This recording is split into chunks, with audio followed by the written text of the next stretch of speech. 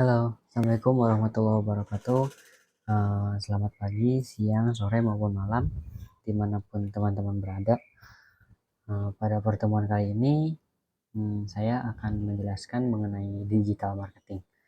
Dan di sini saya akan membahas yang pertama itu mengenai definisinya, yang kedua analisisnya, yang ketiga prosesnya, dan yang berikutnya dari contohnya juga. Untuk definisi digital marketing itu pada intinya adalah strategi pemasaran yang menggunakan media digital atau saluran online untuk mempromosikan produk atau layanannya. Pada digital marketing itu bertujuannya dari digital marketing adalah untuk mencapai target audiens secara efektif melalui berbagai platform digital seperti internet, media sosial, mesin pencari, email, dan lainnya. Untuk yang kedua, analisis digital marketing. Untuk analisis sendiri, yang pertama ada yang namanya target audience analysis. Jadi target audience analysis itu identifikasi dan pemahaman terhadap audiens targetnya. Jadi termasuk karakteristik demografis, perilaku online, dan preferensinya. Yang kedua ada yang namanya competitor analysis. Jadi competitor analysis itu memahami kekuatan dan kelemahan pesaing, serta melihat strategi pemasaran digital yang telah berhasil atau gagal dalam industri yang sama. Yang ketiga ada yang namanya keyword analysis. Dalam keyword analysis itu mengidentifikasi kata kunci yang relevan untuk bisnis atau produk dan meningkatkan visibilitas dalam hasil pencariannya. Yang keempat ada yang namanya social media analysis.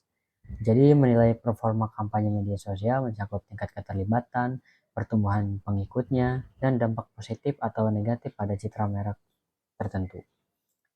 Yang kelima ada yang namanya website analysis. Untuk website analysis ini jadi memeriksa kinerja situs web termasuk navigasi, kecepatan, dan pengalaman pengguna untuk memastikan efisiensi dan efektivitas kampanye. Yang berikutnya saya akan menjelaskan dari proses digital marketing. Untuk proses di digital marketing ada yang namanya perencanaan atau planning. Ini menentukan tujuan, audiens target, dan strategi pemasaran digital yang sesuai. Yang kedua ada yang namanya pelaksanaan atau eksekusi. Ini melibatkan implementasi strategi pemasaran, pembuatan konten, dan pengelolaan kampanye iklan, dan juga aktivitas lainnya. Yang ketiga ada yang namanya monitoring. Jadi yang namanya monitoring itu atau memantau atau menganalisis kinerja kampanye menggunakan alat analitik digital, serta mengidentifikasi peluang perbaikan. Yang keenam ada yang namanya optimasi atau automation.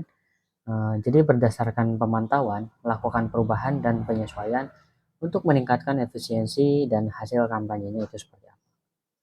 Dan yang terakhir ada yang namanya evaluasi atau dalam bahasa Inggris bisa kita sebut dengan evaluation. Dalam hal ini menilai kesuksesan kampanye dengan mengukur KPI. Apa sih KPI itu? Jadi KPI itu Key Performance Indicator seperti ROI, konversi, dan keterlibatan. Yang berikutnya saya akan menjelaskan dari contoh digital marketing itu. Yang pertama ada yang namanya iklan Google Ads, teman-teman. Jadi kampanye iklan berbasis pencarian dan tampilan di Google untuk meningkatkan visibilitas bisnis. Yang kedua ada yang namanya media sosial marketing. Untuk media sosial marketing ini menggunakan platform seperti Facebook, Instagram, Twitter, LinkedIn, TikTok, dan lain-lain. Pada intinya untuk berinteraksi dengan audiens dan mempromosikan produk atau layanannya. Yang ketiga ada yang namanya SEO atau Search Engine Optimization. Jadi optimalisasi situs web untuk meningkatkan peringkat di hasil pencarian organik. Yang keempat ada yang namanya email marketing. Dalam email marketing mengirimkan pesan pemasaran secara langsung dan kepada pelanggan melalui email. Berikutnya ada yang namanya content marketing.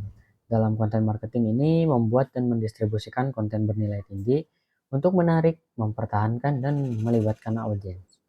Dan yang terakhir ada yang namanya influencer marketing. Apa sih influencer marketing itu?